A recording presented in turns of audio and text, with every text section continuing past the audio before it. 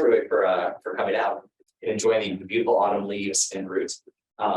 So I've been really looking forward to this conversation for a long time, I have to say. Those of you who were here last year might remember that our theme last year was capitalism and democracy.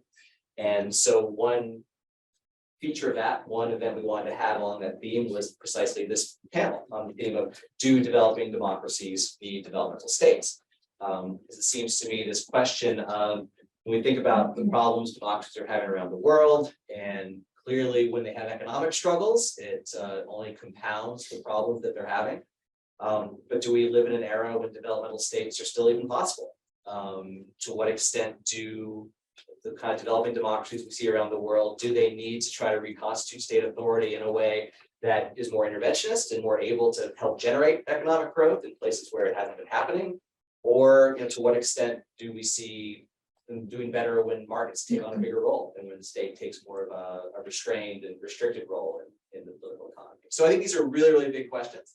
And we have a really amazing panel of people here to talk about these themes. So let me just briefly introduce our panelists before opening up to them. So going from left to right. So Richard Donor, my former dissertation chair, is the Goodrich C. White Professor Emeritus in the Department of Political Science at Emory University. Rick's research focuses on the political and institutional bases of economic development, especially in Southeast Asia. His books include The Politics of Uneven Development, Thailand's Economic Growth and Comparative Perspective. And Rick was a Peace Corps volunteer in Northeast Thailand. And my favorite fact about Rick, he was an assembly line worker at General Motors in California. So when he writes about the auto industry, this man truly knows what he's talking about. Jessica Gottlieb is an associate professor at the University of Houston's Hobby School of Public Affairs. She holds a PhD in political science and MA in economics from Stanford University. Her research focuses on the political economy of development, investigating constraints to government accountability and state capacity in new democracies. Her work has been published in the American Political Science Review, American Journal of Political Science, and World Politics, among others. Adrienne LeBas is an associate professor of government at American University. Her research interests include democratic institutions, elections, and political violence. She's the author of the award-winning From Protest to Parties, Party Building and Democratization in Africa, and articles in the British Journal of Political Science, Journal of Democracy, Comparative Politics, and elsewhere. Last but not least, Erin McDonell is a Notre Dame Dulac and Kellogg Associate Professor of Sociology at the University of Notre Dame, specialized in organizational, political, cultural, and development sociology. Her award-winning work has been published in the American Sociological Review, the American Journal of Sociology, Socioeconomic Review, and Comparative Political Studies. Her book, Patchwork Leviathan, Pockets of Bureaucratic Effectiveness in Developing States, analyzes niches of organizational excellence within otherwise weak state administrations, which is sort of a perfect way to kick things off, because that is really exactly on the theme that which we were speaking. And so we're going to go in the opposite direction. Erin will go to speak first, and we'll go then Adrienne and Jessica will talk about their collaborative work, and Rick before we open things up. So thanks everyone for coming. And Erin, the floor is yours. All right. So first, a word of warning to the graduate students. There's this wisdom that when you're asked to do a thing, you should never really do the thing you're asked. You should just do the thing that lets you give your most impressive research-based talk. And I'm not going to do that today. So do as I say, not as I do. One of the benefits of being tenured was when I got the title for the panel, my first response was I don't know, I don't do anything with democracy. And then I was well, this is actually an interesting question to think with. So I'm going to try to think with the actual question. Along the way, I'm going to try to summarize some of the things that I, as an adjacent observer of the field of democratic research, observed to be sort of consolidating agreement points, and sketch out some of the implications that those have for the relationship between states and development. And along the way, I'm going to try to sprinkle in some things that I think are interesting and relevant from my book project, and also from two ongoing research projects that I have. So to start, I found it actually really interesting to tune into this question of, do developing democracies need developmental states? Because you can really pick that apart into three different subsets, all of which are kind of worth noodling on. One of them is developing democracies. Does this mean democracies in formation in the sense of emerging? But sometimes it also means democracies in economically fragile, low resource areas. There are whole hosts of implications in thinking about certain things as being in formation. Do they have to follow the same formative trajectories that others that kind of attained democracy before them do, or will they have perhaps a co-equal route to that end of democracy, but they will take a much more different path than countries that democratized at a different time period are. That seems to be almost certainly true. And yet I think in some ways our theories of democracy have not become as polyfocal as our awareness of those differences has become. There's the question of need and what exactly need means. There's a sense of need in the idea of it being an imperative, a survival imperative in the necessary sense within comparative historical thinking. Or there's a lower threshold of which need could just mean benefit sufficiently from or substantially from. And finally, there's this question that Dan alluded to of developmental states. By developmental states, do we have to mean something like the fully coherent model that I think is most strongly associated with the 1990s understanding of an East Asian tiger? Or do we mean something substantially lower than that, that is a state with certain parts of it that are minimally capable of executing on certain kinds of policy? Or even something in the middle of that, that is not perhaps as planful, not perhaps as coordinated, but still with a lot more intent to it. And so I'm going to sketch a little floor and ceiling to my answer, which is, I think it's pretty clear that democracies do not need coherent East Asian model developmental states. In fact, very few of them have ever been able to build them. I think on the other end, and perhaps uninterestingly, democracies, I think I'm willing to say all benefit from a competent state able to execute on policies. I think actually even a bit above that, that fragile democracies, it is a survival imperative to have a competent state able to execute on policies that bring tangible benefits to the well-being of population that the population recognizes as beneficial and as being provided by the state. And I think what's interesting about that is that for populations that have a lived memory of non-democratic rule, democracy is an ends unto itself. It's the good. Kwame Nkrumah around Ghana's independence struggle captured this with the idea, seek ye first the political kingdom and everything else will be added unto it. And that's not for nothing. I want to emphasize that the people who are dying in Ghana right now were adults when colonialism went away. They have lived memory of being colonial subjects. And for those people, democracy is a very precious, deeply sought for good in and of itself, worth defending.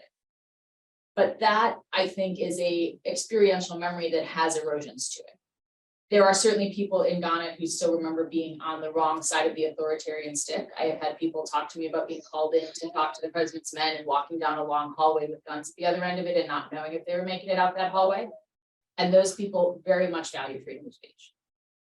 But not everyone has an experiential alternative that makes them value democracy in and of itself. And part of, as an observer of democracy from the side, what I think we see globally is a sense to which a lot of citizens value democracy as a means to an end, but not necessarily as a thing unto itself.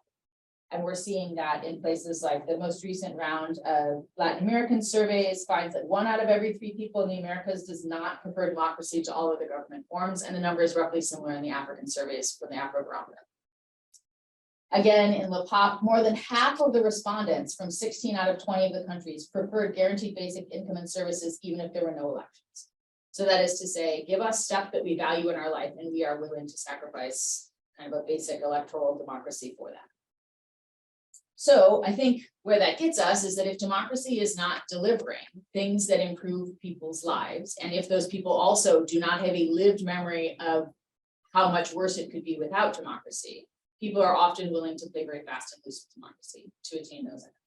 So to me, that strongly suggests that yes, democracy needs as a survival imperative, at least in the medium term, to be able to provide development. Now, there's some complicated things about developmental goods. When I think of developmental goods, we often think of goods and services, but I think states and democratic states also provide conditions of life that citizens enjoy. That can be tangible things, good roads, schools, health, although of course famously not in the US. Less tangible things that are still development in so much as they improve people's lives. So that can be things like personal safety, property safety, and things that are even more ephemeral and vary for different populations within and outside of democratic regimes. Things like a sense of belonging, freedom of speech, freedom of association, also the ability to be authentically yourself in the public sphere and feel safe doing it. Not all democracies provide that to all citizens. Many people would like to have that. Democracies often are better at providing that to many citizens and a diverse body of citizens than other governmental entities are. But what's interesting is states have to provide those things, but also citizens have to see them as being provided, value them for being provided, and attribute them to the state, which of course also does not always happen everywhere. In places like Ghana, often many public goods that are delivered in a collaboration between the state and public NGOs are very publicly stamped with the source of the financial funding. So when you see a school or trash collection area, it's stamped with the international donor who paid for it. It's not stamped with the governmental entity who did all of the work to make sure that it got there and continues to be maintained. So the credit is a little bit lower.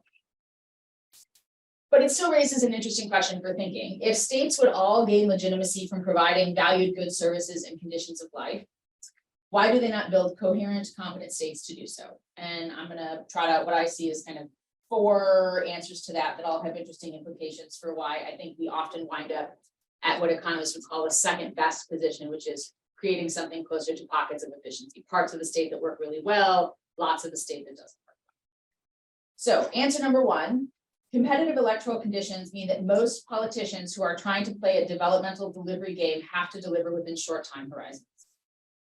Disparaging oppositional parties or playing identity politics games are almost always cheaper and easier games to play to win electoral support than are providing developmental goods. So even if all states would gain legitimacy from providing developmental goods, and arguably if the institution of democracy, which is of course separable from those partisan entities, would in the medium term need it for survival, individual partisan players may nevertheless consistently choose another path with higher short-term payments. 2, especially in lower income countries, the inputs for effective state administration are relatively rare, and the costs to bring them together or to increase them are perceived by most players to be high and time consuming. And I'm gonna take a little path through that one for a second, but so even if most states would benefit from a coherent and competent administration, they lack or perceive themselves to lack the current resources to bring it into being. It is too onerous to make it happen. And so at best, they may aim for developing a pockets of effectiveness cited in a particular area of the state. So case evidence actually suggests in a way that I think is kind of interesting that impressive gains to governance can be made within a year or 2. That actually is within the political electoral calculus of most competitive democracies. It is an interesting question whether or not political elites believe that to be true, are aware of how fast the turnaround times can be. And whether or not that would change their willingness to do an institutional building pathway to success. So just here's a little first diversion through a project I'm working on right now. Not only do some of the cases from my book make tremendous gains within a year or 2 of instituting reforms to the organization, things that are keeping counterfeit drugs off the streets, keeping kids from getting sick, that are dramatically increasing financial revenues to the state. But I'm working right now on a project with the World Bank looking at a training system. The question here is, we know that the most effective parts of states tend to have a distinctive organizational culture. Can you actually jumpstart productivity by intervening into organizational culture alone without changing a lot of the material terms of service, because resource-strapped states frequently can't do that. So what we have is a randomized controlled trial. What we find is that the sites that receive this training get a 2 to 4 times performance increase. There's a 20% improvement in better bill collection. There's a reduction in non-revenue water. This is in the water sector, water, so leaks are reduced. There's an increase in coordination and problem solving, a pretty dramatic increase in customer satisfaction, and a large increase in the number of customers who are connected to water. So to give just a couple examples, I have someone who we did an interview with who said, well, we built a new well that was drilled, but we didn't finish executing on the connection plan. So only people who could walk to the well actually got water out of it. And after I went through training, I thought I should do the rest of this. And I executed on it. And as a result of that, 35,000 people in the highlands of Ethiopia have water who never had water. That's a big impact from a really dramatically small cost and time investment.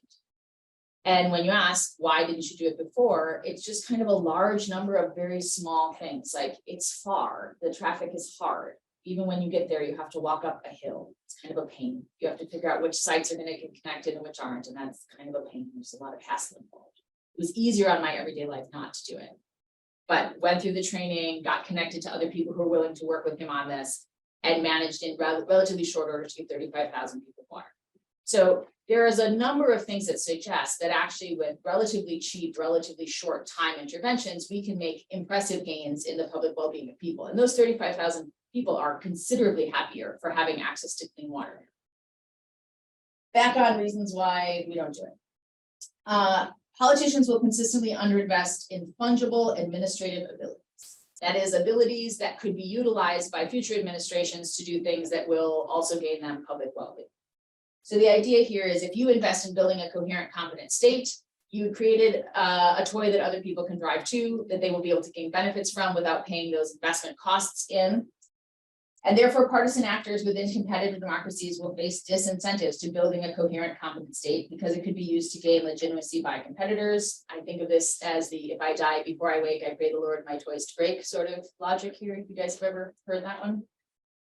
So conversely, I think one of the reasons then we see this model of pockets of effectiveness being the more dominant approach is that particularistic administrative abilities can be really useful to a given administration, but they are often ephemeral because they are branded. Successful programs become associated with people who created them to the extent that those abilities are very particularistic in executing that program. They don't represent resources to future regimes, but they represent a reputational risk to future regimes because nobody wants to keep being reminded of the successes of your predecessor. So programs that are easy to get rid of are gotten rid of. It may mean in some places people try to invest in infrastructure. That seems to be what has happened in Ghana right now. You don't really tear up roads, but roads still exist and they're haunting the current administration because everyone remembers how great the roads by the prior administration were. So here you have a reason not only for why they don't build a competent administration, but why it's actually politically rational for some to try to dismantle administrative competence of the prior administration. And because those abilities aren't fungible, I don't know, again, the extent to which the politicians are aware of it, they may dismantle things that work, but that doesn't mean that those spontaneously reassemble themselves into some other thing that works. We have some examples of what I think of as semi-fungible administrative abilities. So Bolsa Familia in Brazil is a relatively well executed and well-regarded program. You have a colleague here who works on it. During COVID, the ability of Bolsa Familia to administratively give resources to large and dispersed populations became an administrative ability that could be piggybacked on to do a similarly shaped but slightly different thing in terms of COVID relief programs. Similarly, within the Nigerian state, the prior experience and administrative expertise they developed in treating Ebola became a thing they leaned into when treating COVID in the early days. So the administrative response in the state of Nigeria, Ghana, and previously Ebola-based countries was absolutely, I'm comfortable saying, 100% better than the US state response was, much more administratively competent. They were piggybacking on some of those semi-fungible abilities. But if you tear Bolsa Familia down, that doesn't mean that you'll be able to build, for example, a competent health sector, because those people may not be fully fungible and recombinable. So part of what this adds up to is, I think, the idea that when we take the pulse of administrative competence at the sub-state level, different ministries, we're always getting this temporal cross-section. That is, there are some things that are rising in their abilities. They're on the upswing. They're collecting the ability, perhaps because they've garnered attention from elites, but perhaps not. Others that have decaying capabilities, and others that are holding steady. I think I have a project right now on decaying capabilities, looking at why people or entities that have already attained excellence are unable to hang on to that excellence in the long term. And I'm really struck by how hard it is to sustain excellence in resource challenged environments, even when you have a lot of things stacked in your favor. And then the final point I want to make before my 10 minutes ekes out is that a lot of this consolidation of what I view as a lot of the popular wisdom around democracy and the way it intersects with development is really, really obsessed with conscious elite attention. What do nameable elites at the top of the state intentionally do that they're aware of because it's in their interest or not in their interest? And I have a whole argument within my book about how much of the emergence of administrative excellence actually can take place in the shadow of elite attention, because elites are indifferent to certain parts of the state, and merely being not squashed by upper level elites is often enough to allow certain parts of the state to garner some administrative excellence that can nevertheless provide well-being goods to people. And people are actually remarkably indifferent to whether elites did it on purpose, and elites are often really willing to claim things that work well. Once you work well, everyone's on board for claiming you. So things that emerge without intentional elite cultivation can still nevertheless sustain democracy. But it means we have to think a little bit about what places within the state that might be more or less likely to happen, and how well those align with the kinds of things that the population may want, may ultimately be really consequential for whether those kinds of unintentional elite, unintentional cultivations of administrative capacity can sustain popular support for democracy. Thanks, Erin. Okay, so thanks first to Dan for the invite.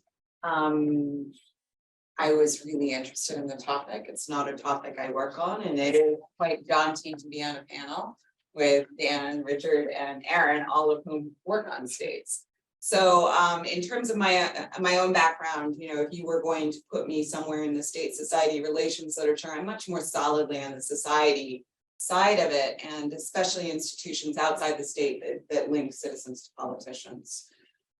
Recently, however, because of this book project with Jessica, and because also I've been working on a separate book project on grassroots violence and sort of institutions of public security at the grassroots that are organized by societal agents, not by state institutions, I've become really interested in this question of state building. And so today I'm not going to talk about either of those projects. Instead, I'm going to just talk about this big question of developmental states and whether they are possible, and whether they are particularly possible in the particular settings where I work, which are exclusively in sub-Saharan Africa. So to give you just a flavor of what Jessica and I have been doing, we did a large-scale field experiment in Lagos, Nigeria, that was aimed at increasing formalization of vendors, informal sector vendors, to register with the state and then to comply with income tax. The novelty, I guess, is that we were really interested in this question of, if you want to expand both formalization and also tax revenue, should you be building the state through the expansion of formal bureaucratic capacity, and should you be collecting taxes using state officials?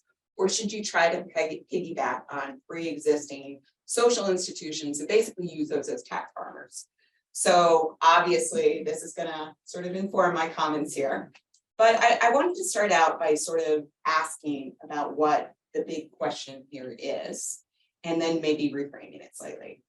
So my understanding was we're talking about the role of the state in development, and the classic literature on the developmental state is obviously about two things. Number one, a state that is aiming at market transformation, generally the transition from an agrarian economy to an industrial economy, and that transformation was assumed to have short-run costs for society, but would generate these long-term gains. And so, as Erin has already suggested, time horizons are essential to this question. That transformation often required investments in stronger bureaucracies and regulatory systems. Obviously, the state interventionism is no longer a feasible strategy, but I think that we are in a moment where the other parts of the developmental state have re-entered the development discourse and re-entered the policy community as things people want to talk about. In particular, number one, technocracy and the building of stronger bureaucratic and administrative states. There has been a real U-turn on the part of the World Bank and the International Monetary Fund in terms of interest in building these kinds of states. The assumption built into that, though, is that those states, once built, will be pursuing narrow technocratic goals. They will not be political instruments, and that politics is something that you want to take out of state policy making. I think the second thing that's back on the table is a particular transformative project, and partly because of the China model that's out there, I think there is a model that suggests that macroeconomic growth is the most effective pathway to poverty reduction. And therefore, this sort of embedded assumption in the developmental state, which is you're going to bear some short-run societal costs in order to get that more sustainable long-term strategy of poverty reduction. This is back on the table. I hear it a lot from domestic actors. There is an explicit, both in terms of governmental actors, but even when you're talking to just ordinary citizens in sub-Saharan Africa, there is this idea that the state should be facilitating macroeconomic growth and facilitating a very growth-oriented economy.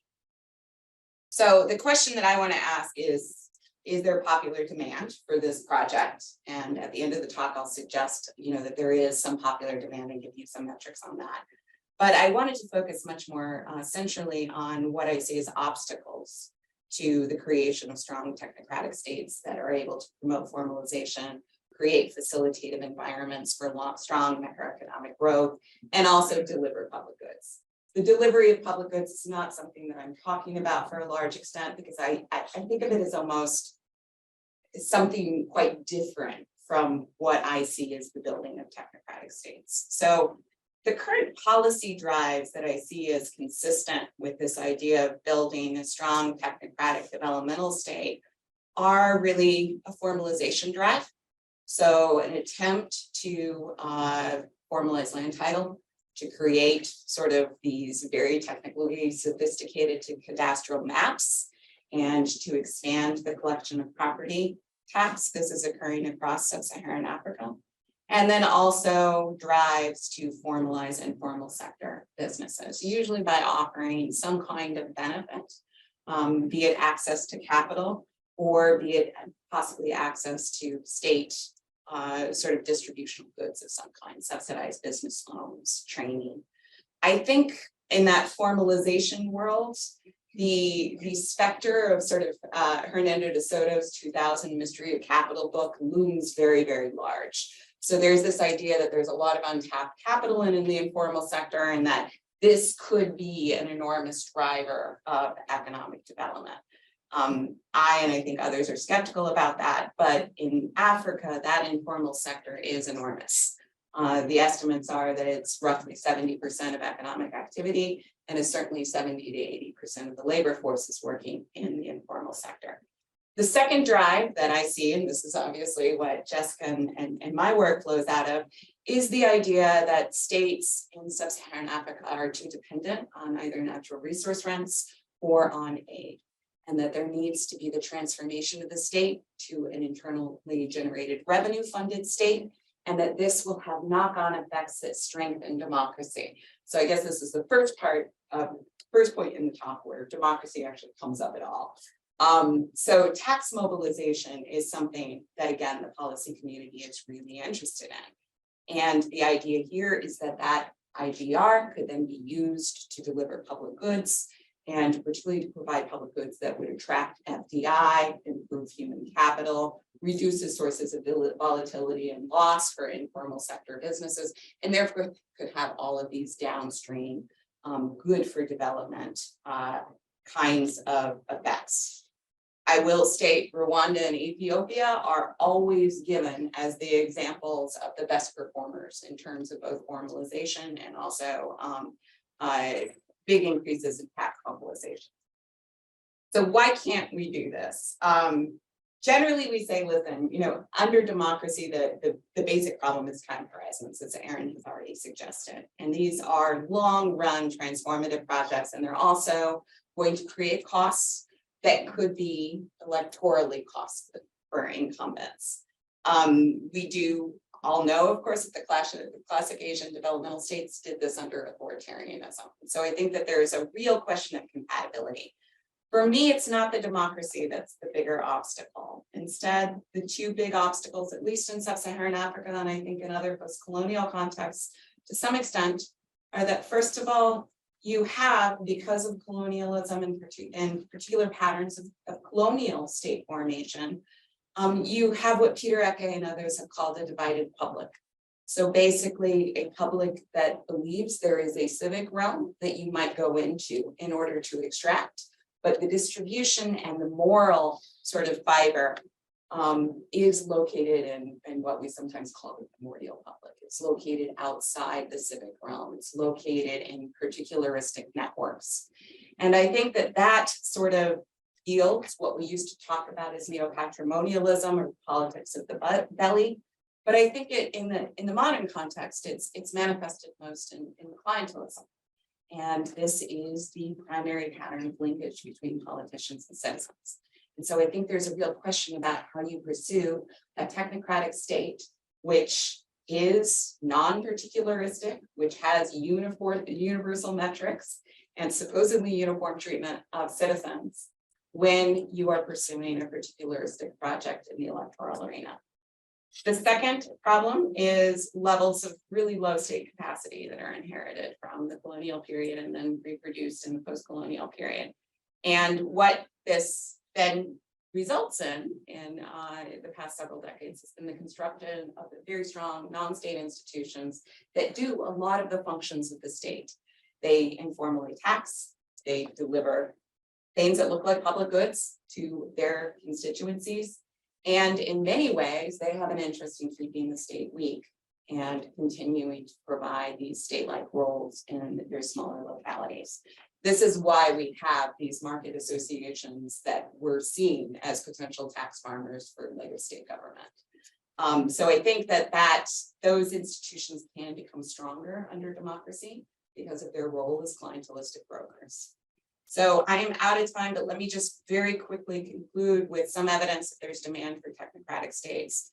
So we have seen in the past several years in Africa a wave of elections of political outsiders and politicians who are sort of positioning themselves as technocrats. This is in the settings I study, this is most evident in several Nigerian states where we have the election of technocratic governors who are promising a sort of fiscal exchange, taxes for services kind of exchange to citizens. Babachita Fashola, the former governor of Lagos State, is probably the best example of this, but there are several others. The one that's in power right now is Nasir El-Rufai in Kaduna State. I could talk more about this in Q&A. So I think that we're seeing some, popularity for this brand of politician and possibly in Ghana, this brand of party. Secondly, I think amongst grassroots constituencies, particularly among young and urban classes, there is the rising popularity in China and Rwanda and to some extent Tanzania as developmental models. And so I think that a lot of that comes from what Jima Bwadi and Asunka have called a democratic disappointment camp.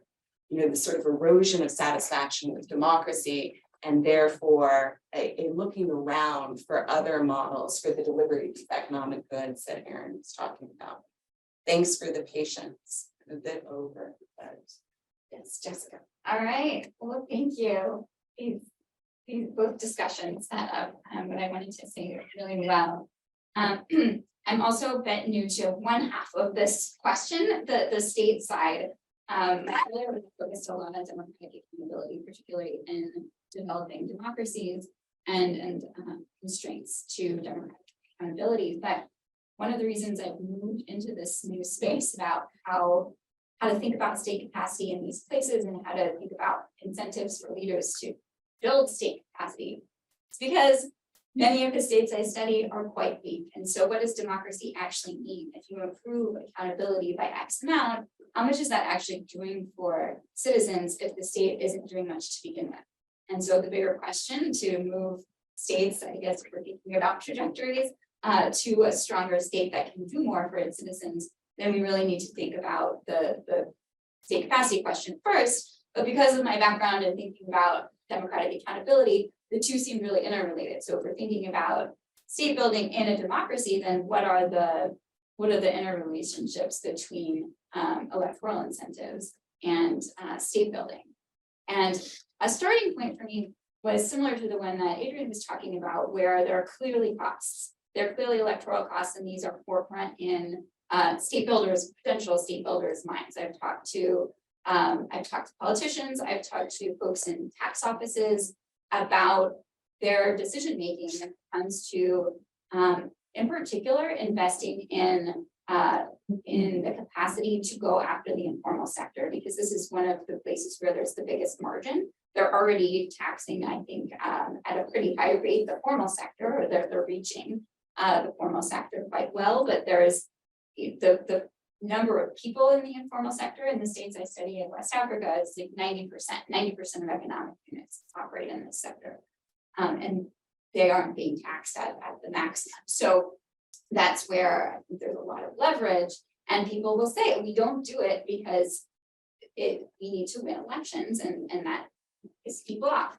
But we know that there are democracies that have built states, right? So when you think of Mansur Olson's piece on stationary bandits, he talks about this time horizon argument, which it's unclear how that would apply to democracies. But then he says, in a democracy, if the majority has an encompassing interest in the productivity of the market, then the democracy should do its thing and discipline elected leaders to invest in growth enhancing, growth producing policy. So this is definitely not what we see happening in developing democracies, at least the ones I study. And the reason, tying back to Olson, that I will put forward is because people are not voting along these kinds of programmatic lines. They may have an interest in encompassing interest in the market, but they certainly aren't voting that way. So the way that I'm going to approach the question, I really liked how Erin sorted out all the different ways we might think about the question. I'm going to answer the question, if democracy is going to contribute to economic growth and investments in the state, then yes, my answer to that question is yes, a developmental state is important, because without the developmental state, I argue that democracy will not result in disciplining leaders to invest in the state on its own. So I'm working on a book project, and separate from the one that Adrienne and I are working on, and in it I have a simple model that I think helps show why I think there are two things that are reinforcing. One dimension is the electoral linkage mechanism that is operating in a democracy, whether that's clientelistic or programmatic. And the other is incentives to invest in the state and the resulting state strength or weakness. So if you imagine a party system that goes after voters, it can go after voters on the basis of performing well along clientelistic lines or performing well along programmatic lines, and it may do a little bit of both. And in a lot of the developing democracies that I study, it's typically largely clientelistic. When parties are the state is investing in its clientelistic machine, those investments are often state undermining, or at least not state building.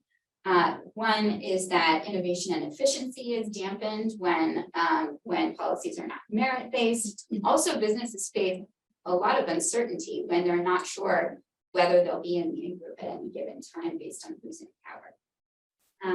And in addition, you might have powerful economic constituencies who are not independent from the state, and so they will not check the state when the state is engaged in inefficient behavior.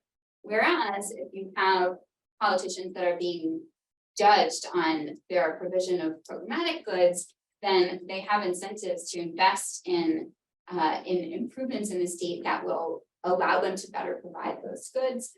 So there's more certainty over the future, there's less dependence on favoritism, and these are all conducive to growth. So you can see these two kind of self-reinforcing equilibria, one in which you have clientelistic voting and the lack of incentives to invest in the state, and sometimes actually disincentives to invest in the state, as Adrienne pointed out, or a programmatic polity where you have incentives to invest in the state and therefore a stronger state. And I have this kind of micro behavioral piece of this argument, which is that when citizens perceive the state to be weak, they will not discipline the politician on the basis of providing programmatic goods because they don't think the state is capable of providing them. And so there's this, one of the parameters that I think is important is people's expectation of what the state can do. And the problem there is it's a moral hazard one. If citizens are disciplining the politician on the basis of public goods provision, but the politician can't provide public goods because it doesn't have them, then people won't get anything. So they're better off disciplining the politician to provide particularistic goods, which are lesser valued, but at least they get something. So sometimes the politician may have the wherewithal to provide programmatic goods, but they don't have to provide them, so they can engage in corruption and rent seeking without being electorally disciplined. I'm sure how much time I have left, but two things I think are important in developing democracies that keep polities in this kind of low equilibrium. One is socially embedded intermediaries. So Adrienne was talking about the importance of informal institutions and intermediaries, and what I see these as creating are constituencies for the status quo, because those intermediaries really benefit unequally from this discretionary system, from the particularism. And they know that if the state were to transition to some more technocratic, meritocratic system, they would lose their place, and they would lose out on these rents. And a second feature of developing democracies that is common, especially in postcolonial democracies, is informality, economic informality. You see this economic dualism where a lot of the imperial or former imperial powers were involved in producing a formal economy, and in many cases are still highly invested in that formal economy. And the indigenous capital is all located in what would become an informal economy. And so I argue and have some evidence for in the case of Senegal that members of the informal economy are not good at becoming the constituency for programmatism for a number of reasons. An irregular relationship to the state will reduce your expectation that the state is good at providing programmatic goods in an equal way across people. And also when everybody has a sort of differential relationship to the state, it's hard to coordinate. It's hard to say, oh, I'm in it with, there's this famous fate question that helps us understand when people coordinate with other members of their group. And when I asked that question of informal sector firms who look really similar to other informal sector firms, whether they thought their fates were linked with those other firms, they said no, or no to a much lesser extent than formal sector workers or firms who have a much more precise picture of what other people are experiencing in their sector because it's a more regular one. So to summarize, the problem statement is democracies in weak states will probably not motivate leaders to invest in these welfare enhancing policies. I do think that programmatic politics can do this, but there are constraints to programmatic politics arising in these sorts of developing democracies for a number of reasons. And so I do think a developmental state, I don't know how you produce one without demand from the population, but it could kind of leapfrog. It can increase, like a developmental state would have the benefit of increasing people's expectations and aspirations of what the state should be doing, and maybe then kick them into gear into holding the state accountable to these things. And in Q&A, I do have some examples of where I see these openings, particularly in the case of Senegal, some openings where you might see programmatic candidates beginning to emerge, or economic leaders who are beginning to act in the way that we would expect a programmatic constituency to attack. So. Great. It's a privilege to be on this panel and to kind of listen to the presentations. There's a number of themes that I'm getting and that are consistent with my remarks. One is a critical issue with time horizons. The second is the demand for developmental states or for strong institutions. A third is the issue of niches, different pockets, obviously. Erin has done work on it, and also the privilege of kind of thinking cross-regionally. So the examples so far I've drawn on Africa, sub-Saharan Africa. My area of interest and expertise is Southeast Asia. So I'm talking more about middle-income countries. My remarks are going to be somewhat narrow, focused on what I consider to be a critical mechanism between developmental states and democracy as it were. So my first argument of it is that what I'm interested in is whether, and I believe the argument can be made that the answer is affirmative. Developmental states promote what is now being called inclusive prosperity. I think that the debate has now shifted from GDP, et cetera, to inclusive growth or inclusive prosperity led by people like, what I would consider enlightened, neoclassical economists like Gottlieb. And there, the goal is higher economic productivity that all participate in and all contribute to. So in some ways that overlaps with Human Development Index and those kinds of metrics. To me, this is important because this kind of growth can contribute to the stability, the durability of democratic regimes, and or to kind of draw on Anne and Joe Wong's new book, can provide the basis for dictators to make a strong transition to democracy. I'm assuming that we have kind of a broad understanding of developmental states, but I would add something, and that is, I think that there's a greater recognition that developmental states, has already been mentioned, can't do what can't engage in the kind of protectionism and subsidized loans that they used to. But now the focus is consistent with new industrial policy. Developmental states as learning organizations. And that's absolutely key as far as I'm concerned. And there, I think, for example, the China case is especially emblematic of learning, of experimentation. That to me is probably the greatest indicator of state capacity that one could find. So my argument is that then developmental states, defined broadly, promote. I'm here, democratic developmental states are the dependent variable leading to sustainability of developing democracies. And the question is how? What's going on here? And what I'm interested in, what I've become interested in the last couple of years, is a particular set of capacities related to institutions. And I won't bore anybody with the kind of nitty-gritty stuff that Dan knows that I'd love to get into, but what it's called quality infrastructure. And basically quality infrastructure is the ecosystem of institutions that promotes value-added production by local firms. So what are we talking about here? We're talking about public testing and research centers. We're talking about STEM training, technical training, et cetera.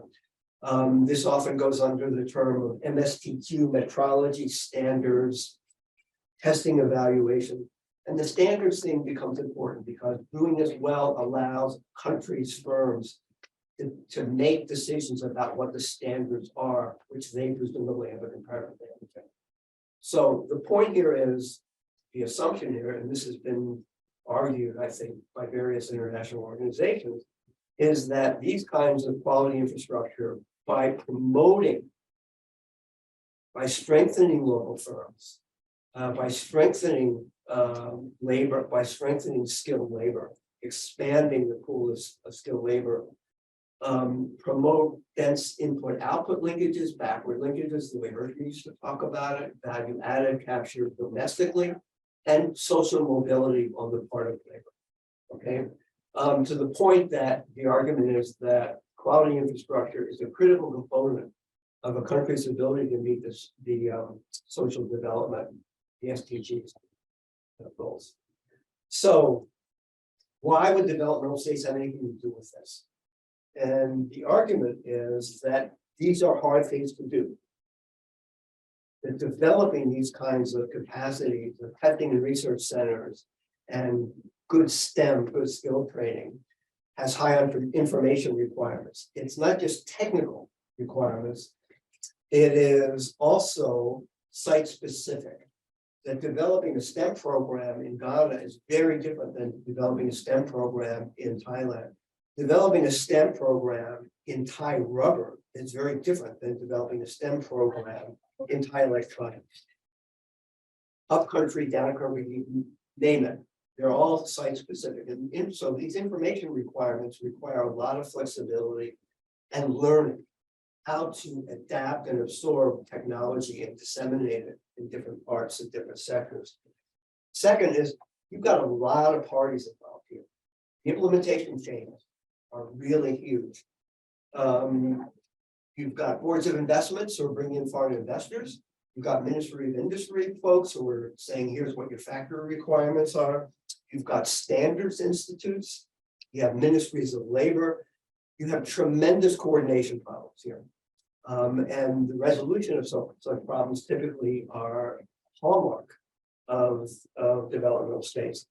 Another thing is that they require, going back to the theme, long time horizons. You cannot develop a training program in a day. It takes a long time to develop, to play with it, right? And it's not bricks and mortar. And this gets back to the electoral incentives. It's not visible. So another colleague and I, Jay Briggs, had written a piece in World Development about the challenges, the importance of institutional fit, goodness of fit. That if you're going to have tough problems, you need to have strong institutions. Okay, and the institutions required for kinds of quality infrastructure are quite important. Another thing I mentioned is they have to involve a lot of information exchanges with SMEs and with various kinds of labor. And here the problem of informality really comes up. Because who do you talk to? You know, when there's no unions, who do you engage with? So just a couple more points. One is, where do you see the successes and where do you see the failures? And what do we learn from this? And by the way, I want to just make a quick kind of tangential comment here, is that I'm really struck in my own work and everybody else's, how much of this is inductive. It's not clear to me, and I would like us to talk a little bit about how much of this is theory driven and deductive, and how much of it is inductive. And my impression is, and maybe this is a mea culpa, but a lot of it is inductive. So what are some interesting cases that motivate this, from which I am inspired, right? Some of you may know that almost all the rubber gloves in the world are made by 5 Malaysian firms. Where does that come from, right? Well, if you trace it back, and I've tried to do this a little bit, it comes from a learning organization. The Malaysian Rubber Board, working with the private sector, working with rubber farmers. The wine industry in Argentina, I should say, not just Argentina, but Mendoza, as opposed to San Juan. What happened there? But if you look in there, they have all this ecosystem of institutions that help wine growers deal with microclimates. When I talked to, I ran this question by some Latin American colleagues, and they said, well, developmental state, that's Chile. Really? Yeah. And I remember years and years ago when I was presenting an earlier version of the IO piece that Dan and Brad Ritchie and I did at Brown. People said, well, you know, you can't, this doesn't exist anyplace. And Barbara Stallings raised her hand and said, yeah, it does exist. It exists in Fundación Chile.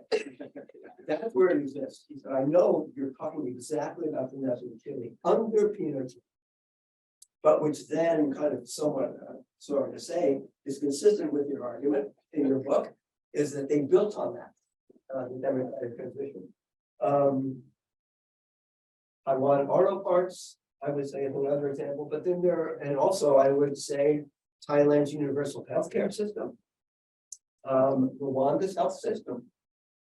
These are kind of certainly pockets that reflect strong institutions, as I understand them. Less successful, Thailand's auto industry, Malaysia's auto industry. There's a famous case of a self-declared pilot agency called Pemandu in Malaysia that was celebrated by Chuck Sable. He said, here's the example, we've seen it, you know, public, private, and it disappeared. It doesn't exist, or it exists like private consulting firm, right? And that would, anyway, So the question is, where do these things come from? And I'll just conclude here, because what I appreciate about what you guys have done is kind of countered the usual focus on supply side. Most of the World Bank is, okay, build this institution. Well, where the hell do they come from? Who cares, right? And that's what that's what's important about what you said. In the Malaysian case, I think a lot of it in the rubber, as far as I can see, is coalitional. That UMNO would not have been able to sustain its power without the support, durable support of Malaysian rubber farmers, who created both exports but also demand. Economic shock in the case of Chile, Fundación Chile. Competitive competition and threats on the part of Taiwan. But again, this gets back to when you have an informal sector, when you have resource-rich, resource-first, you undermine the demand for this. The last point I would make is the implications for two things. One is methodology, as I mentioned before, how do we study this? And second is the middle income trap. Fantastic. Well, you all rose beautifully to the challenge that I put before you. Try to answer this, but I knew you'd all have good things to say. You might think this isn't what you do. This is totally what you do. It's really great to just get people come together and just think about these kind of big questions. It's really terrific. I should have said at the outset, by the way, we were unfortunate that we were going to have another panelist who's on Latin America, Luciana de Souza Leal, who the department here. It would have been really great to have her as well. So we miss her in the panel. I wanted to start with just an observation before we open for Q&A, and it builds very much on Rick's point about demand, right? Because that really struck me too, that there's a lot of conversation about where demand for stronger state institutions comes from, demand for better democratic performance comes from. And there's a paradox that I kind of saw in between comments. It's always co-authors who say paradoxical things, right? So that Adrienne said something that Jessica mentioned. So Adrienne, toward the end of her talk, mentioned this idea of the democratic disappointment gap. Okay? So that's one way to think about this is that people get disappointed when democracy doesn't deliver the goods, and therefore democracy is in peril, right? But then during Jessica's remarks, she was talking about this idea of low citizen expectations. And the way that low citizen expectations will keep politics in this kind of low level equilibrium, and you don't get this kind of performance, this kind of improvements, right? And it sort of struck me that the disappointment, so how can you have both high expectations and low expectations at the same time, right? If I get low expectations, at least I'm not disappointed, right? If I have high expectations, at least I'm going to push for things. But it seems like neither's happening. And it seems like there's a misalignment here. So when we look at politics, when do we put the onus on democracy? And when do we say this is about the state? Because what we would want to be happening is for people to have low expectations of democracy, right? That they don't assume it's going to deliver all these things. So they'd be patient, say, well, why would I expect democracy to give all these developmental goods? Because those come from other things. And we want them to have very high expectations of the state and be disappointed with the state. So that they would then, the idea would be they would be demanding for state improvements, but not assume that the fault when it doesn't happen falls on democracy. So I wonder if there's a way of thinking about this, and if we can flip the way people think about what they're disappointed in, like what do they expect to deliver development, right? How do you to expect them to have higher expectations of the state, but to have more reasonable expectations of what democracy can do? It might kind of flip all this on its head. You get a virtuous dynamic, right? So it's kind of curious whether it's in fact true that people do when they're disappointed, it's democracy's fault, right? But then not expecting state improvement to be something that's even plausible. They're more likely to say, well, we can fix this with authoritarianism, but not with a stronger state. What you would want people to say, well, let's fix this democratically by building a stronger state.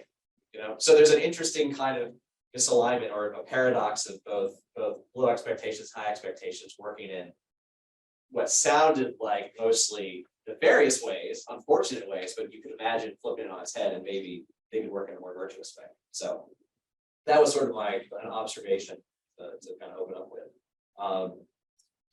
Does anybody want to open up with a question? You can reframe my observation as a question, of course, but anyone in the audience want to get things off? Adam, please. Sure, I can start. Thanks for your time.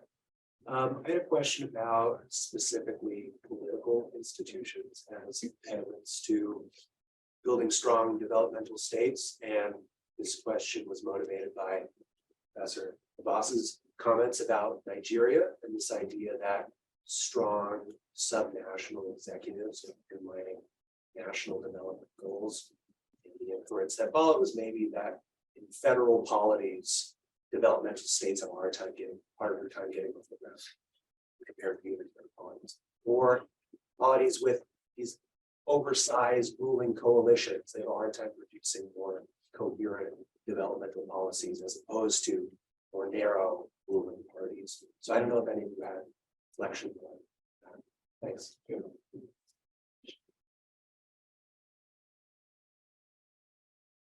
Also Adam, thanks for your panel. So I'm just left wondering, this is a very interesting panel. It seems like, is the conclusion that these things are orthogonal, that like building state capacity and democracy are maybe just different from each other? Like a lot of autocracies have strong states, a lot of autocracies have weak states, a lot of democracies have strong, like, I'm curious if, I don't know that I ended this panel feeling like if I know that there's a link between these things, other than that low development outcomes, which we think are accounted for, you know, good development is accounted for by developmental states or something. Low developmental outcomes are, you know, sort of associated with maybe democratic backsliding or sort of support for authoritarianism or something like that. So other than that, just wondering, reflecting again after all the remarks on like whether these things do actually vary with each other. Contingent on Adam's question, like I'm wondering, like who is like I'm wondering who is responsible for building this such like developing states. I mean, like because we can see that like in different cases there are different answers. Like if we think about like in Asia, in many countries, like they inherited the bureaucratic system from the like pre-colonial settings, and that will like make a difference. Because like the post-colonial elected elites will essentially like they have different interests from this like old bureaucratic elites. So that's the case that we can see that there's gonna be like more independent power from the state itself. But like if you are talking about many African cities, it seems to be that in Africa there may be the case that the elected elites, they are responsible for building these democratic states. I mean, who is like has the essential like responsibility in building such like developing states, and will that matter like in different scenarios? It's a nice first set of questions. Anyone do you want to do first? Jump in with some irresponsible thoughts on that. So I love the question about features of the political system. Not being a political scientist, I'll just say my armchair observation is that I think there are some interesting differences. The one that you didn't mention is between two-party states and multi-party states. And I think the probability of playing the opponent game is much higher in a two-party state, whereas the ability to build coalitions around actually getting some things done exists in a different way in a multi-party state. I think that's an interesting political difference. With respect to ruling coalitions, the paper I have that I love the most, that just because it's the closest I've ever come to an elegantly simple explanation, is looking at ethnic diversity as opposed to partisan kind of coalitions. And one of the arguments that I make is looking across sub-Saharan Africa, the states where you have a very large ethnic proportion, 80% or more, you get a real divergent split. Some of them manage to be very developmental and some of them don't. In the states where it's kind of a hot mess of a lot of small ethnicities, you get usually not a very great trajectory. In the middle, what's interesting is states like Ghana have a dominant ethnicity around 50%. It's not quite large enough to rule on the basis of an ethnic appeal alone, but it's kind of large enough to give you a margin of comfort to build some programs because of a certain amount of support base, and they wind up building more developmental goods than states that have either the very large or the very small outcomes. So I think it's possible to think about some of the underlying structures about where voting incentives and voting opportunities come from that aren't only institutional, but that may also be demographic opportunities on the ground that can help get us towards why some entities more often tend to try to choose building as a route towards success. And I think that for me, I just want to circle back around on the who's responsible for building developmental states and say that I think it's really important for us to keep in mind the idea that a lot of times civil servants in conjunction with citizens are building these things, not in conjunction with the elites vying for election at the top. Like in Brazil, if you go all the way back to like the 1940s, it's a small group of people who are political servants, civil servants in the Brazilian state who get this idea that they're trying to perpetuate technocracy. And they spend essentially the next 80 years variously getting kicked in and out of the state, but manage over time to kind of slowly try to change the Titanic.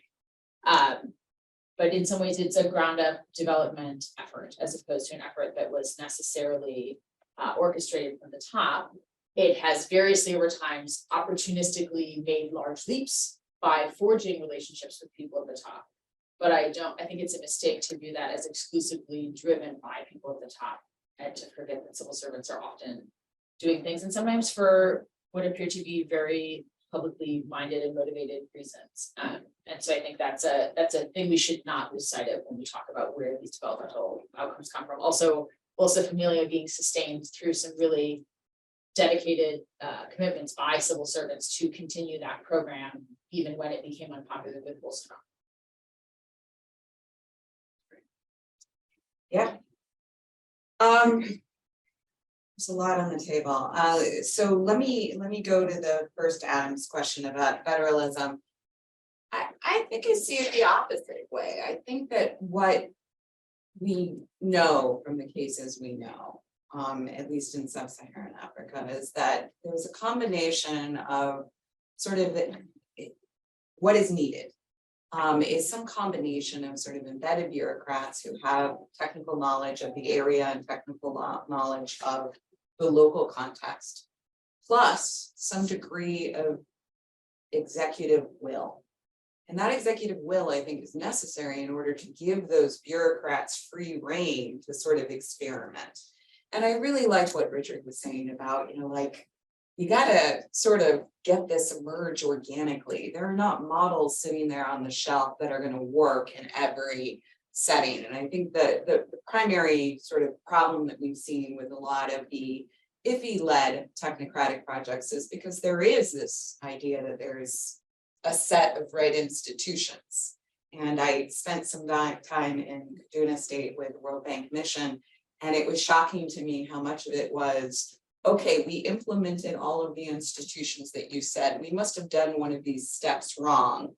And that's why we're getting the cratering of tax revenue in this sector. And I was like, well, could we maybe talk to some vendors about why they stopped paying?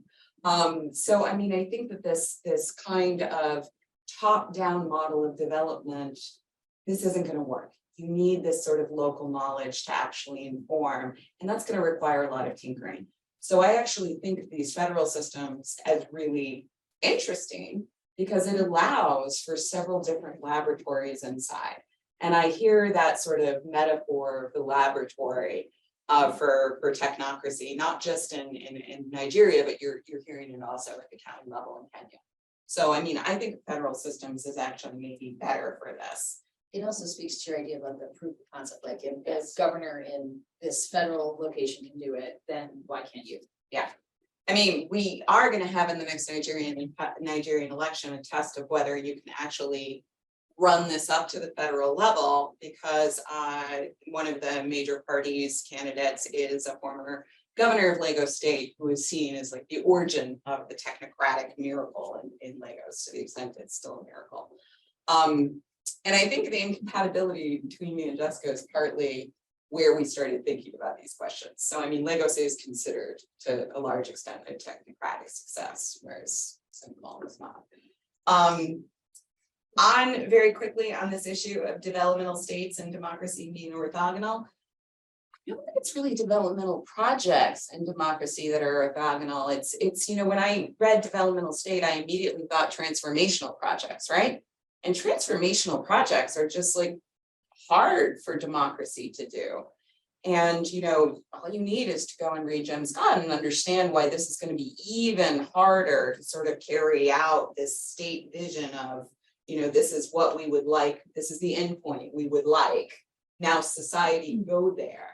it's harder gonna be, it's gonna be harder to do that under democracy. And I think we too rarely talk about formalization or talk about tax collection as huge, like gigantic transformational projects. Getting people to basically raise their hand and say, hi, state, I'm here. Please come and tax me. And I hope you won't like change your character and make me try to figure out how to get you to unsee me. Like, I think this history of, you know, what you've seen and what your sort of multi-generational strategy vis-a-vis the state is, and getting that to turn on a dime, not just in terms of making yourself visible to a state that you previously tried to evade, but also, as Jessica is suggesting, you've been socialized into a system in which you did not expect fiscal exchange. You did not expect a high capacity state to deliver goods. So to change that mentality is really something that I think is a big ask. So I do think that maybe we should be a little bit more modest in terms of what we expect from democracy. I think maybe having much more modest expectations of democracy might then enable this kind of change in thinking about time horizons. So, I mean, citizens are expecting gains from democracy pretty quickly. And I think that instead sort of reorienting them to the idea that this is going to be a multi-generational process of building a democracy that actually delivers public goods, poverty reduction, a more efficient state bureaucracy. To the extent that the governments can do that, I think it would create a more facilitated environment for these kinds of transformations. Thanks. I don't know how much I have to add. So one kind of similar point to the federalism argument is that I think decentralization can do something similar. One experience I have of seeing how incentives can be different at the central versus decentralized level in democracies is in Mali. There's intergovernmental transfers from the state to localities that provide all of the public, like primary public services. And at the local level, there are very high pressures to eat those funds and redistribute them to closed networks. At the highest levels, politicians are pretty disconnected from those very local level clientelistic networks or patronage networks of redistribution, and can make more technocratic decisions without being punished by not even by voters, but by people in your community who expect you to redistribute to them. And then there's also the pressure from the foreign institutions to clean up your act. And so in the Malian case, I've seen the central government make decisions to clean up the spending of those federal transfers through something like performance-based funding. Their willingness to do that where the local level governments would never have agreed to do that, but they're role into the federal transfers. So in a similar way, I think this pulling apart of the levels of government incentives aren't always aligned in each one. That when you said political institutions, I'm thinking also of informal political institutions like clientelistic networks and brokers. And I just wanted to give the example of ways in which clientelism can really undermine the development of a technocratic and capacious state. So in the project that Adrienne and I were working on in Nigeria, it was part of a Medicana, which is several, we were part of a consortium of other projects and COPIs that ran a similar intervention in other states. And so the theme was when you have an intervention that attempts to formalize the relationship of citizens to the state, either around taxation or property rights or water access, what are different interventions that will successfully do that? And I was interested in not the effectiveness of the intervention, but what happened next.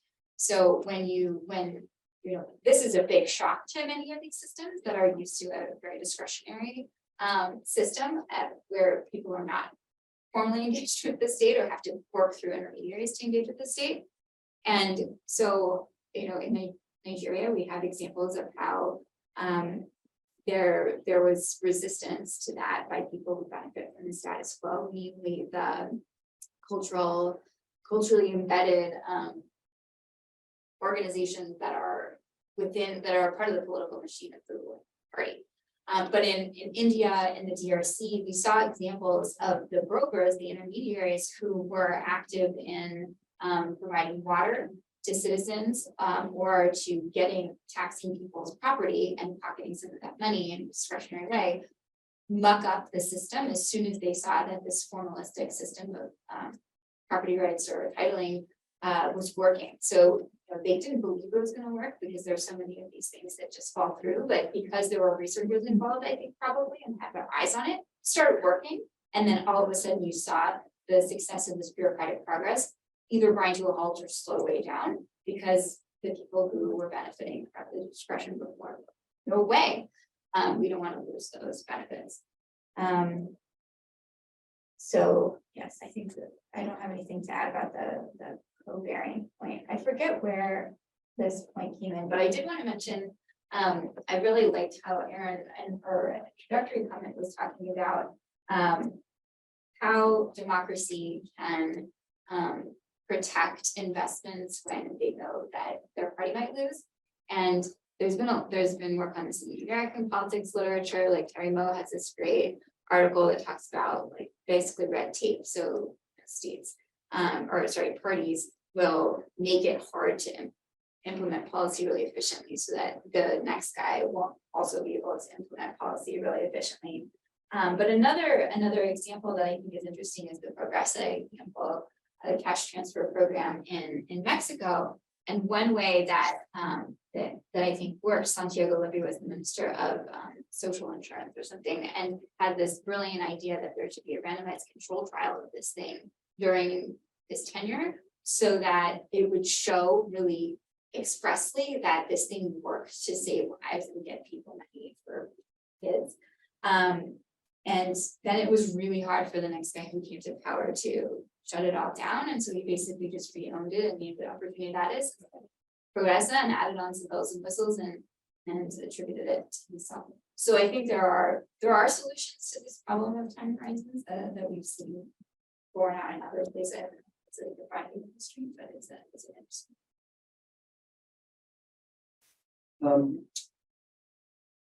Everybody's been talking about developmental states writ large, and I think from the actual comments, what we're talking about again is pockets.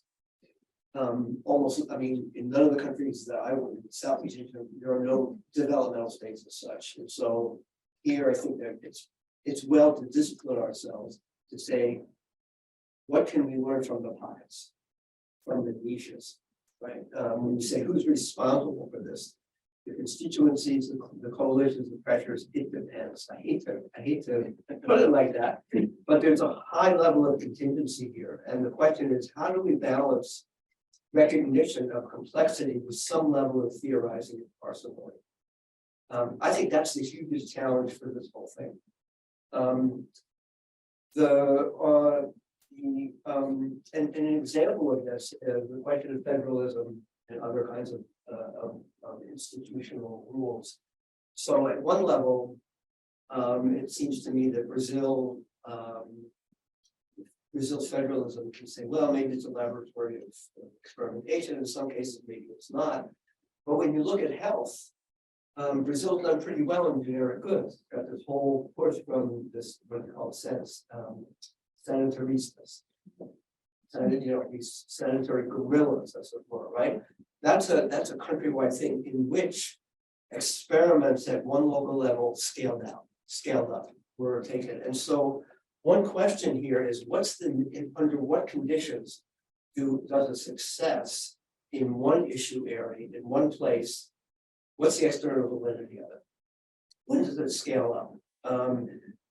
And this is a question for the Thai universal healthcare system. I think I think it behooves us to then look at not just the challenges of different initiatives, but also the the findings of the policy feedback literature. You know, why do certain things create constituencies that stick? You know, whether it's Medicare or whatever it is, or whether it's Obamacare, it's good examples of that. I think that, last point of that, Dan's question. Who disappointed you? What are you disappointed in? So this is a really important question, and I want to bring it back to think about the American context. So I'm thinking about the book Strangers in Their Own Land by Arlie Hochschild. Many of you probably read about this one community in Louisiana, and here are these working class whites who are all dying of cancer, and yet, you know, they're extremely, most of them are Trumpers at this point. And what strikes me, and you know, and now the implication is that many people are willing to give up democracy because they feel so screwed over or somebody's flooded their line. Who disappointed them, right? And it's like, I'm not sure, but the way I read Hochschild's argument, or at least her evidence, is that the state, the EPA, has continually failed to do anything for these folks. And part of it is the state EPA and Washington and all this stuff. But it's not just conservative run states, it is liberals have failed.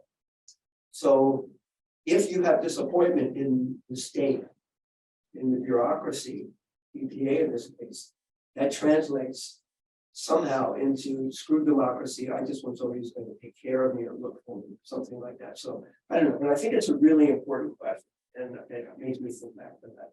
Yeah, great. Well, one of the big themes around here is that democracy is always developing. So to think about this in the United States, and it's, you know, when we see it eroding and what have you. So it's a good question to ask in Louisiana as well. I mean, a couple other things I'd say. So one is, you know, as you say, you know, it's always pockets, right? And so we say we're looking at places. It's never just completely developmental state. There's pockets of efficiency and not. And it just reminds me of one of my favorite conversations I had, because that's true even in developmental states, right? Right. And so I was once having a conversation with a scholar of Japanese politics, and it's sort of a, you know, conversation starter, as one does. I said, well, so what did you make of Chalmers Johnson's book? So Meeting the Japanese Miracle. It's the classic book about the developmental state. And his answer was, it would have been a very different book if it had been about the Ministry of Agriculture. Right. So yeah, so it's a really great example of how even Japan, right? Because then it would be clientelism, and it would be, you know, pork barrel politics and all of this, right? So I think it's always pockets. So the fact that Erin and Rick and all his work focus on pockets really gives you, I mean, it makes things more tractable too, because it's not something that has to be fixed, you know, at a global level, but the idea is you do these pockets and then can they scale up? I want to also say one thing to also Adam. Just because I'm sort of more on team orthogonal, I would say. It's always struck me as a very odd thing that we expect democracy to have something to do with development. They're such completely different things. And so the fact that if there are failures of development, that you say, well, okay, let's get rid of democracy, it's a very strange intellectual move, I think, and it's not an obvious one at all. As opposed to these institutions are failing me, let's try to fix the institutions. You know, and so I think that there's a history there, and I think it has something to do with maybe the way that democracy has been, you know, either sold or oversold as being, well, you should embrace this because it will lead to these other things, as opposed to being like, well, it's just these intrinsic features of democracy. And I think that it points exactly in the directions Erin is talking about, where then people fail to appreciate the intrinsic values of it and, you know, the protections that it offers, and they come to think about, well, this is supposed to provide development, but no, it isn't. That's not what democracy exists for at all. They're just different. They're just different things. They arise out of different phenomena. So it might be too radical to say that they're unrelated, but I think it's certainly. But which way? I mean, you're talking about orthogonal in the sense of democracy has nothing to do with development, or development has nothing to do with democracy, because you can be orthogonal in different ways. So which one were you referring to? State capacity. Pardon me? State capacity. Regime type of state capacity. Had nothing to do with. I'm wondering if regime type has anything to do with state capacity. Okay, so my interest is on state capacity leading to regime durability. I guess that's what I'm thinking about. And I would speculate that, again, to be contingent, is that in middle income countries, it does. The state capacity is important, maybe necessary for democratic durability or authoritarian transition to early confidence to translate. So that's a confusion argument. Isn't the famous answer to that question, isn't there like a really famous inverted view? I feel like I have in my head, having stared at this before, that like really authoritarians are usually pretty reasonable at providing public goods because that's how you keep people from bringing the pitchforks. Really democratic regimes are pretty good at providing public goods because like that's how they roll. Yeah, In the it seems like middle, a it's period really that would big hold up very cesspool. well, right? Like Eritreans would disagree. Well, I don't know, do Eritreans have like a strong autocracy or are they in the middle? I think to look at, you know, like Eritreans would not disagree. I think though, the which is successor to the kind of EPLF is funny. not a strong autocracy. Is very weird to read on Eritrea. But, well, this is great, so. I mean, can I just Yeah, ask another absolutely. question about orthogonality? Please, always. In my other project, I spent a lot of time thinking about whether democracy actually erodes what state capacity you have. So, you know, I have a set of countries in which we've seen the proliferation of sort of violence specialists at the grassroots, and those are linked in different ways to politicians and to electoral competition. And you sort of see the hollowing out of rule of law in those places. So I think it can make, in some ways, it much harder for states to actually maintain whatever level of rule of law they actually. Well, I think at the simplest level, we can probably all agree that democracies can go terribly wrong and dictatorships can go terribly wrong. And they don't necessarily go wrong for the same reasons, but the question becomes, regardless of this, is how do we make these things go better? And I think that does lead us to focus more on the question of state institutions, right? And so how you build quality state institutions is, I think, you know, kind of a universally important kind of question to be tackling. And even though democracy has remained at the center, you know, the question of the question of state quality is going to be, you know, part of what we're thinking about. So we are at time. This is, I thought, a really great conversation. It's so nice to have you guys here doing this. Thanks everyone for coming out. Thanks to our Zoom audience as well. Sorry we didn't get to the questions that were online. Thanks most of all to Derek Groom, who has always put together a perfect seamless show. But Erin Metz McDonell, our driver extraordinaire for a road tripper. Hope you have a safe drive home. Adrienne, LeBas, Gottlieb, Rick Donor. Thanks so much for being here. It's great.